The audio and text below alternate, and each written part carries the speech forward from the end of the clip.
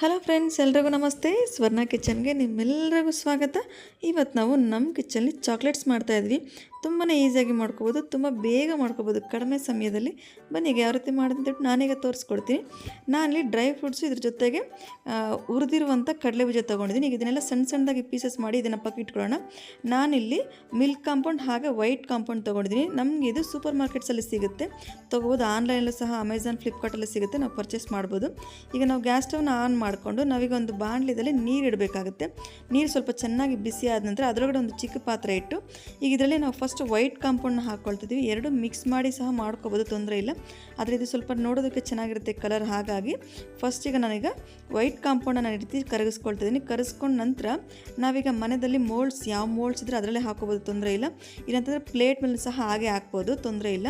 ನೋಡಿ ಈ ರೀತಿ ನಾವು ಕೈಯಲ್ಲಿ ಹಿಡ್ಕೋಬೋದು, ತೊಂದರೆ ಇಲ್ಲ. ಯಾಕೆಂದರೆ ಬಿಸಿ ಲೈಟಾಗಿ ಅದು ಬಿಸಿ ಹತ್ತುತ್ತಾ ಇರುತ್ತೆ ಪಾತ್ರೆಗೆ, ಹಾಗಾಗಿ ಕೈಯಲ್ಲೇ ಇಟ್ಕೋಬೋದು, ಏನು ತೊಂದರೆ ಇಲ್ಲ. ಚೆನ್ನಾಗಿ ನೀರು ಕಾದ ನಂತರ ನಾವು ಸ್ವಲ್ಪ ಲೋ ಫ್ಲೇಮಲ್ಲಿ ಇಟ್ಕೊಬಿಡ್ಬೇಕಾಗುತ್ತೆ. ನಾನಿಲ್ಲಿ ಚಾಕ್ಲೇಟ್ ಮಾಡೋ ಮೋಲ್ಡ್ನ ತೊಗೊಂಡಿದ್ದೀನಿ. ಇದ್ರ ಜೊತೆಗೆ ಹಾಗೆ ನನ್ನ ಹತ್ರ ಒಂದು ಐಸ್ ಬಾಕ್ಸ್ ಇತ್ತು, ಅದನ್ನು ತೊಗೊಂಡಿದ್ದೀನಿ. ಈಗ ಇದರಲ್ಲಿ ನಾವು ಫಸ್ಟು ವೈಟ್ ಕಾಂಪೌಂಡ್ ಏನು ನಾವೀಗ ಕರಗಿಸ್ಕೊಂಡ್ವಿ, ಈಗ ಅದನ್ನು ಸ್ವಲ್ಪ ಒಂದು ಲೇಯರಾಗಿ ಎಲ್ಲದಕ್ಕೂ ಹಾಕೊಂಡ್ಬಿಡೋಣ, ಸ್ವಲ್ಪನೇ.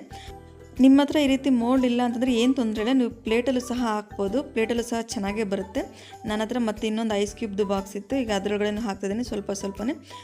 ನಾವಿಲ್ಲಿ ವೈಟ್ ಕಾಂಪೌಂಡ್ ಹಾಗೆ ಡಾರ್ಕ್ ಕಾಂಪೌಂಡನ್ನ ತೆಗೆದಿಟ್ಕೊಂಡಿದ್ರೆ ನಾವು ಯಾವಾಗ ಬೇಕೋ ಆವಾಗ ನಾವು ಇನ್ಸ್ಟೆಂಟಾಗಿ ನಾವು ಈ ರೀತಿ ಚಾಕ್ಲೇಟ್ಸ್ ಮಾಡ್ಕೋಬೋದು, ಏನಾದರೂ ಫಂಕ್ಷನ್ಸ್ ಅಥವಾ ಬರ್ತ್ಡೇ ಆ ರೀತಿ ಇದ್ದಾಗ. ನಾನೀಗ ಮತ್ತೆ ಇದೇ ಪಾತ್ರದಲ್ಲೇ ಈಗ ಮಿಲ್ಕ್ ಕಾಂಪೌಂಡ್ ಇತ್ತಲ್ವ, ಈಗ ಅದನ್ನು ಹಾಕ್ಕೊಳ್ತೀನಿ. ಹಾಕ್ಕೊಂಡು ನಾವೀಗ ಇದನ್ನು ಕರಗಿಸ್ಕೊಳ್ಳೋಣ. ಇದು ಚೆನ್ನಾಗಿ ಕರಗಿದ ನಂತರ ನಾವೀಗೇನು ಡ್ರೈ ಫ್ರೂಟ್ಸ್ ಇಟ್ಕೊಂಡಿದ್ವಿ, ಈಗ ಅದನ್ನು ಸಹ ಹಾಕ್ಕೋಬೋದು. ನೀವು ಡ್ರೈ ಫ್ರೂಟ್ಸೇ ಹಾಕಬೇಕು ಅನ್ನೋ ಅವಶ್ಯಕತೆ ಇಲ್ಲ. ನಾವು ಕಡಲೆ ಬೀಜನ ಚೆನ್ನಾಗಿ ಹುರಿದ್ಬಿಟ್ಟು ಬರೀ ಕಡಲೆ ಬೀಜನೂ ಸಹ ಹಾಕ್ಬೋದು, ತುಂಬಾ ಚೆನ್ನಾಗಿರುತ್ತೆ ಬರೀ ಕಡಲೆ ಬೀಜ ಹಾಕೋದು ಸಹ.